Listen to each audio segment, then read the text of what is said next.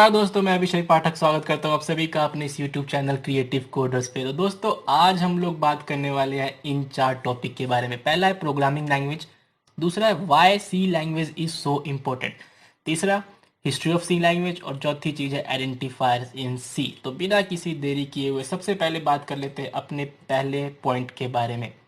Programming languages क्या होती है। तो दोस्तों, जब आप गूगल करोगे और वहाँ सर्च करोगे प्रोग्रामिंग लैंग्वेज क्या होती है, तो ये विकीपीडिया पे ये दो लाइनें सबसे पहले जो नजर आएंगी वो है, a programming language is a formal language which comprise a set of instruction that produce various kind of output. Programming language are used in computer programming to implement algorithm. अब तुम कहोगे यार ये एल्गोरिदम क्या होता है, तो अभी के लिए इसे इग्नोर करो। सिंपल भाषा में समझ लेते हैं कि प्रोग्रामिंग लैंग्वेज क्या है। तुम कंप्यूटर को कुछ ना कुछ इंस्ट्रक्शंस देते हो और वो डिजायर्ड आउटपुट आपको दे देता है सामने ला करके, जो भी आप चाहते हो कि कैसा आपका आउटपुट आना चाहिए, उस इंस्ट्रक्शन के देने के बाद वो आउटपुट आपके सामने आ जाता है। प्रोग्रामिंग लैंग्वेज और क्या होंगी, धीरे धीरे जैसे जैसे सी लैंग्वेज की सीरीज को आप देखते रहोगे, आपके जो दिमाग के फंडे हैं वो चलने लग जाएंगे, आपको पता लगने लग जाएगा कि प्रोग्रामिंग लैंग्वेज क्या होती है आगे आने वाले सीरीज में। उसके बाद why C language is so important. तो बात कर लेते हैं कि सी लैंग्वेज सो इम्पोर्टेंट क्यों है। पहले thing, almost all device drive is written in C. ठीक है, समझ लो, क्लियर कट लिखा हुआ है। ऑलमोस्ट ऑल डिवाइस ड्राइव जो है, सारी डिवाइस ड्राइव ऑलमोस्ट जो है वो सी में लिखी होती हैं। दूसरा point, C language is most popular language. World में सबसे ज़्यादा मोस्ट पॉपुलर लैंग्वेज है सी। अब तक वर्ल्ड में 700 750 के अराउंड प्रोग्रामिंग लैंग्वेज आ चुकी हैं, लेकिन फिर भी सी लैंग्वेज ने अपना दबदबा अभी भी बनाया हुआ है। मोस्ट ऑफ द कॉलेजेस में फर्स्ट सेमेस्टर में सबसे पहले जो प्रोग्रामिंग लैंग्वेज है वो सी ही करवाई जाती है, तो समझ सकते हो कि उसका लेवल कितना अप है अभी भी। उसके बाद यूनिक्स ऑपरेटिंग सिस्टम जो है वो भी सी में डेवलप्ड हुआ हुआ है, तो ये इसका एक मोस्ट इंपॉर्टेंट थिंग है। उसके बाद वेब ब्राउजर्स जो हैं, most of the web browsers जो हैं वो डेवलप हो रखे हैं सी में।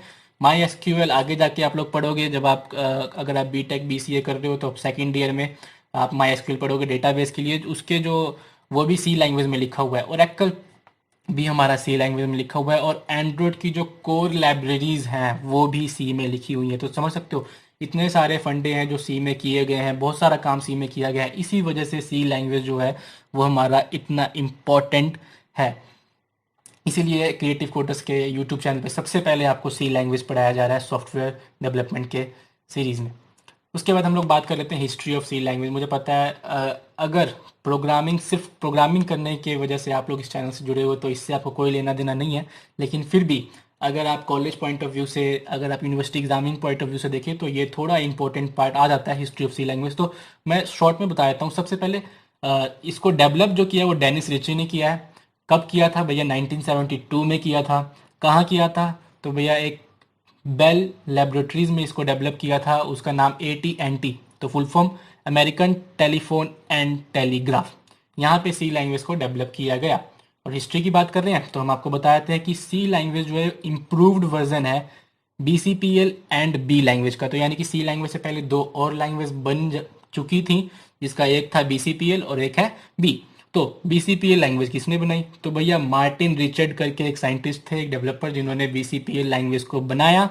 ठीक है, अब BCPL का फुल फॉर्म होता है भैया basic combined programming language. BCPL बन गई सबसे पहली प्रोग्रामिंग लैंग्वेज।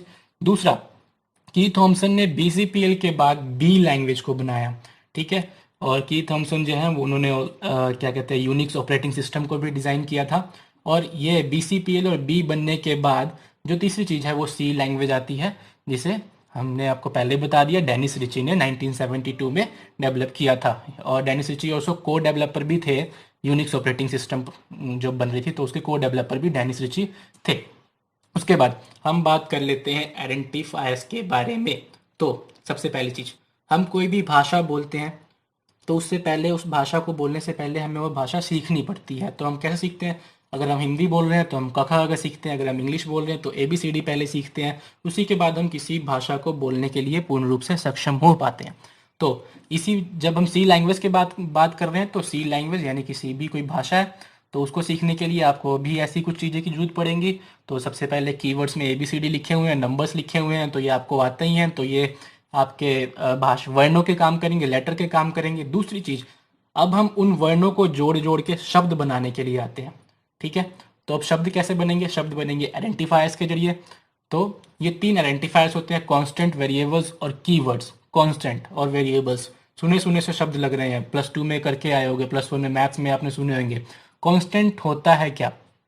कांस्टेंट मतलब कोई भी डेटा, इंफॉर्मेशन, इसे हम कांस्टेंट कहते हैं। ये आगे 2 तरीके के होते हैं।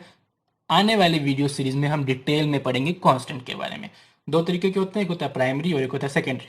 अब हम बात कर लेते हैं वेरिएबल्स के बारे में कि वेरिएबल्स क्या होते हैं। तो भैया कांस्टेंट जो डेटा है उसको आप स्टोर करोगे कहाँ? स्टोरेज डिवाइस में, ठीक है, स्टोर करोगे। और वेरिएबल्स क्या, आप इनिशियलाइज कर लोगे कि भाई मैंने कुछ वेरिएबल बना लिया, मैंने लेट्स से मैंने बना लिया ए, उसमें मैंने डाल दिया 5।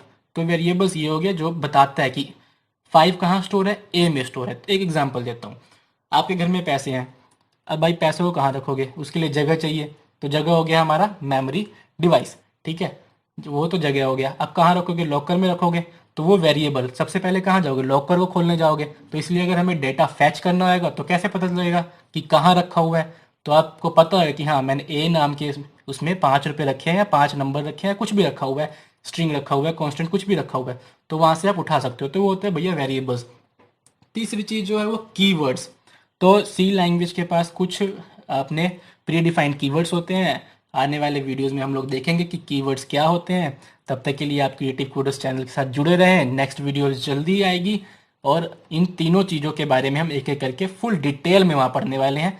तो फटाफट से इस चैनल को सब्सक्राइब कर लो, बेल आइकन के बटन को दबा दो ताकि लेटेस्ट वीडियो सबसे पहले आप तक पहुँच सके। Thank you so much.